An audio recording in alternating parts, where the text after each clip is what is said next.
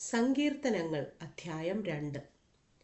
ജാതികൾ കലഹിക്കുന്നതും വംശങ്ങൾ വ്യർത്ഥമായത് നിരൂപിക്കുന്നതും എന്ത്?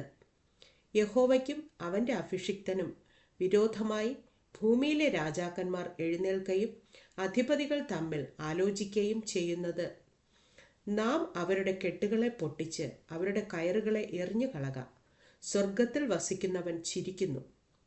കർത്താവ് അവരെ പരിഹസിക്കുന്നു. അന്ന് അവൻ കോപത്തോടെ അവരോട് അരുളിച്ചെയ്യും, ക്രോധത്തോടെ അവരെ ഭ്രമിപ്പിക്കും. എൻ്റെ വിശുദ്ധ പർവ്വതമായ സിയോനിൽ ഞാൻ എൻ്റെ രാജാവിനെ വാഴിച്ചിരിക്കുന്നു. ഞാൻ ഒരു നിർണയം പ്രസ്താവിക്കുന്നു. യഹോവ എന്നോട് അരുളിച്ചെയ്തത്, നീ എൻ്റെ പുത്രൻ, ഇന്ന് ഞാൻ നിന്നെ ജനിപ്പിച്ചിരിക്കുന്നു. എന്നോട് ചോദിച്ചു കൊള്ളുക, ഞാൻ നിനക്ക് ജാതികളെ അവകാശമായും ഭൂമിയുടെ അറ്റങ്ങളെ കൈവശമായും തരും. ഇരുമ്പു കോൽ കൊണ്ട് നീ അവരെ തകർക്കും, കുശവന്റെ പാത്രം പോലെ അവരെ ഉടയ്ക്കും. ആകയാൽ രാജാക്കന്മാരെ ബുദ്ധി പഠിപ്പിൻ, ഭൂമിയിലെ ന്യായാധിപന്മാരെ ഉപദേശം കൈക്കൊള്ളുവിൻ.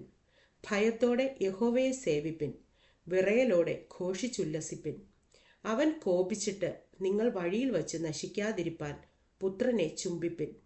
അവൻ്റെ കോപം ക്ഷണത്തിൽ ജ്വലിക്കും.